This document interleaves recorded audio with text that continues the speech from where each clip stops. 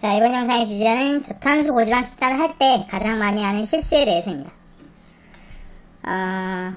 제가 뭐 다른 영상에서도 많이 반복을 했지만 제 영상을 계속 보시던 분이 아니라 처음 영상을 보시는 분이 있을 수가 있기 때문에 가장 많이 착각하시는 부분에 대해서 말씀을 좀 드리면, 저탄수 고지방 식단이라는 거는 굉장히 큰 식단의 개념을 얘기하는 거고요. 그 안에 이제 뭐 애킨스 식단이라든지 팔리오 식단이라든지 뭐 케톤, 케토시스, 키토제닉 뭐 이런 식단이 있어요. 그리고 이 식단 같은 경우는 전부 다 다른 식단이거든요.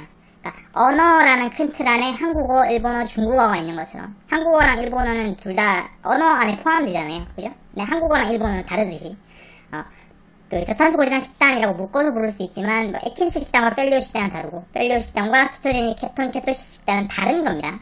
그러니까 요 식단에 대한 구분을 먼저 하실 수 있어야 된다는 얘기를 제가 다른 영상에서 계속해서 강조를 했었는데, 그 개념 이제 구분하실 수 있는 분은 넘어가시면 되는데, 구분이 안 되시는 분 같은 경우에는 제가 요 앞에 찍은 영상 중에 저탄수 고지방 식단의 이해라는 영상이 있어요. 지금 오른쪽 위에 아마 링크가 나오고 있을 텐데, 그 링크를 누르셔서 영상 보시고 이런 식단에 대한 구분 개념을 먼저 이해를 하시는 게 이제 영상 내용을 보시는데 좀 도움이 되실 겁니다.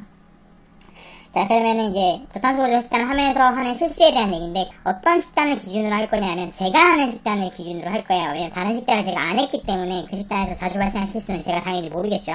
그리고 제가 하는 저탄수 고지방 식단 같은 경우에는 마찬가지로 오른쪽 위로 지금 링크가 나오고 있을 텐데, 런가의 저탄수 고지방 식단이라고 영상 하나를 만들었어요. 그 영상에 자세히 설명을 하고 있으니까 그 영상을 좀 참고하셔서 제가 말하고자 하는 이런 실수가 발생한 식단이 어느 건지 먼저 좀 알아주셨으면 좋겠습니다.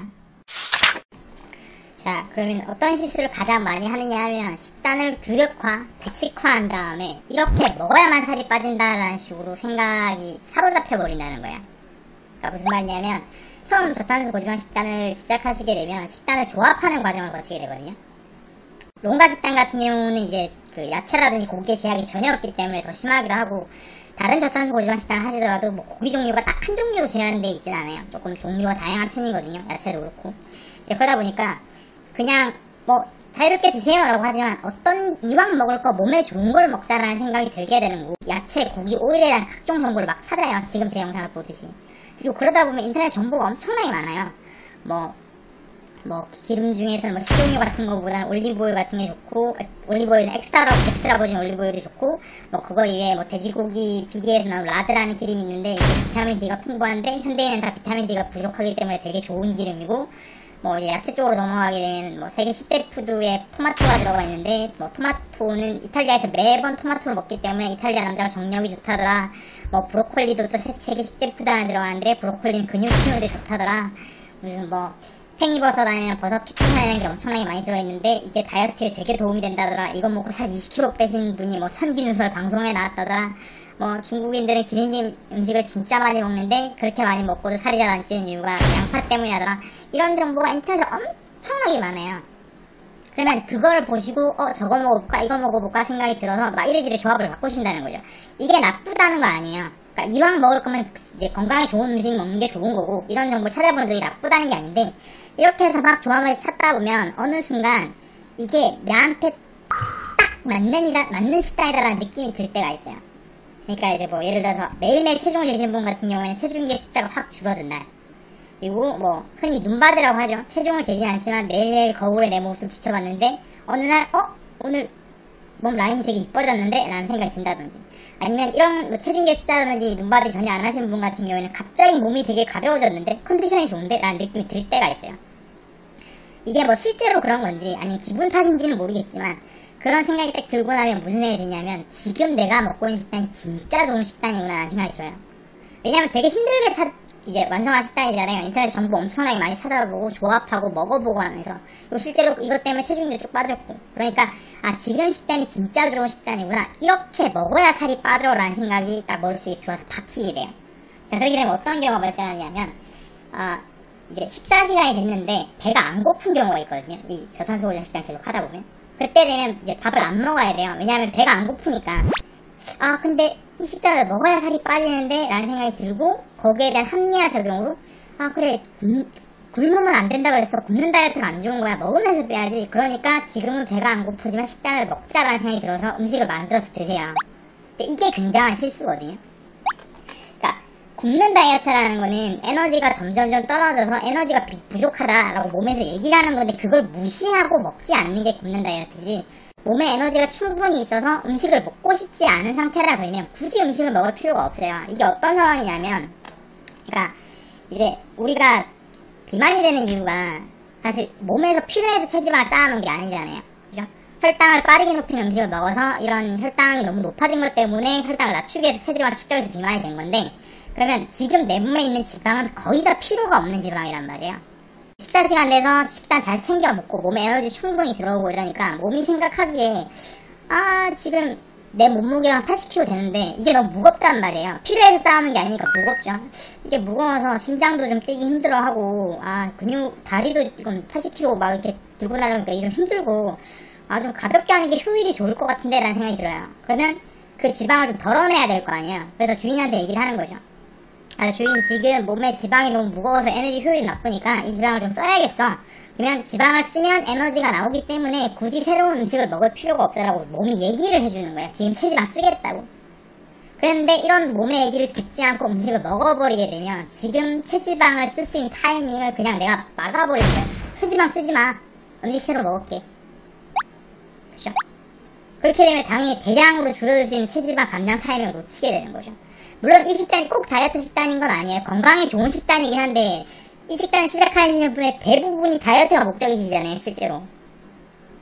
그런데 가장 좋은 감량 타이밍을 내가 사로잡힌 생각 때문에 놓쳐버린다면 이게 얼마나 큰 실수예요.